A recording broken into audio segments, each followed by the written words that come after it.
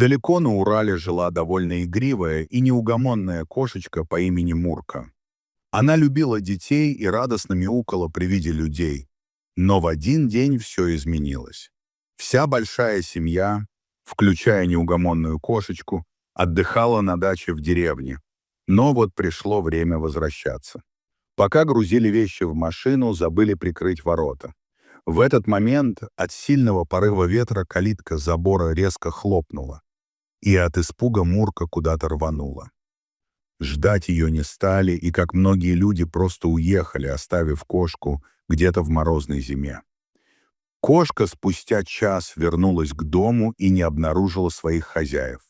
Она оббежала все вокруг, но никого не нашла. Рядом проживала семья пьяниц. Они заметили скитающуюся вокруг кошку и решили ее забрать. Накинув на шею кошки веревку, притащили ее к дому. Там ее посадили на короткую цепь, без укрытия и подстилки. Кошка мяукала и кидалась, только при одном их движении. Ее мяуканье мешало им философствовать, и в Мурку летело все, что было под рукой. Когда им становилось скучно, они долго дразнили кошку едой, отставляя миску далеко, чтобы на своей короткой привязи она не смогла достать до нее. Первое время она пыталась вырваться изо всех сил, но звенья цепи больно врезались в шею, и она смирилась. В один из таких мучительных дней хозяин решил отработать на ней броски дротиков. Он много мазал, но и попадал. Мурке было очень больно. Только стоило ему подойти их собирать, как кошка кинулась на мужчину, вцепилась острыми зубами в руку. Она рассвирепела, сорвалась с цепи и бросилась на мужчину. Он нашел кирпич и стал отбиваться. Освободившееся животное не стало ждать и сбежало через открытую калитку. Нужно было бежать и подальше. Только это было в голове у кошки. Съев что-то на местной помойке, она вышла на трассу, и теперь весь ее путь на 100 километров состоял только из длинной полосы асфальта. Казалось бы, что может пойти не так. Все ужасное уже случилось. Она долго шла, спала на обочине и ела то, что найдет. Она не понимала, почему ее бросили, почему делали так больно и что будет дальше. Примерно на половине пути, спустя несколько дней странствий, голодная и холодная кошка тихо волочилась по трассе. Лапы застыли, подушечки стерты в кровь и воспалены. Что-то виднеется и сильно шумит. Быстро приближается, наверное, очередная безразличная машина, подумала Мурка. Вдруг неожиданно яркий свет фары врезается в глаза, несется фура и слегка заезжает на обочину. Кошка не успевает опомниться, как машина сносит животное с пути. Жесткий глухой удар маленького тельца о железо, и кошка отлетает в кювет. Жгучая боль пронзает беззащитное тело. Фура уносится, оставляя лежать кошечку на снегу, выделяя ее лишь капельками крови. Лапы не чувствуются, как только кошка начинает подниматься. Боль простреливает позвоночник, и она снова падает в свою снежную могилу. Никто ее не видит. Машины проезжают, лишь слезы катятся из добрых глаз. Около 10 часов она лежала в сознании. Ей больно и холодно. Шум смешивается в голове. Силы покидают, и она засыпает. За день до Нового года Алексей ехал на машине по той самой трассе, домой с кучей подарков, когда решил остановиться, проверить, не забыл ли он бумажник в торговом центре.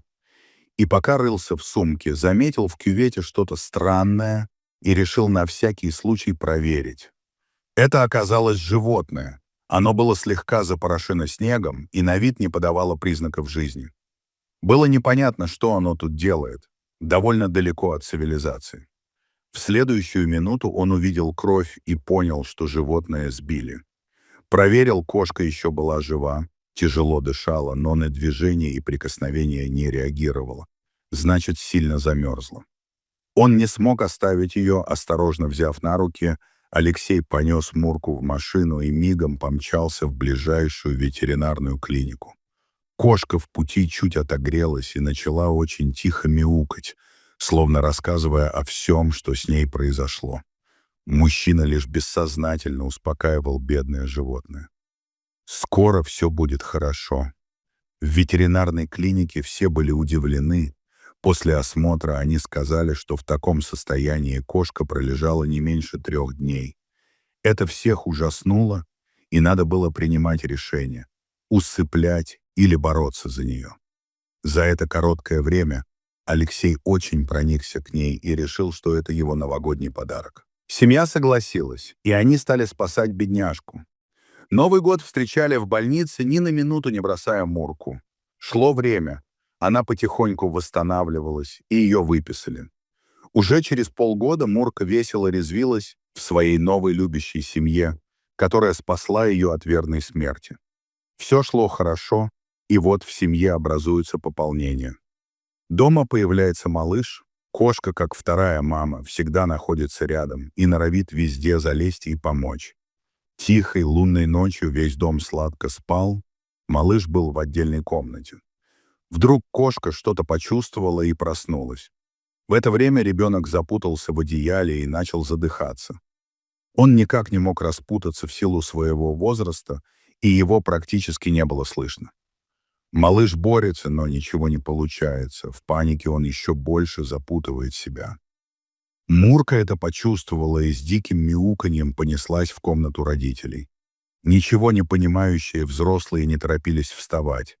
Тогда кошка попыталась поднять маму за ночную пижаму. Когда взрослые наконец встают, кошка сидит у двери мальчика и дико мяукает. Перепуганные родители несутся в комнату к малышу.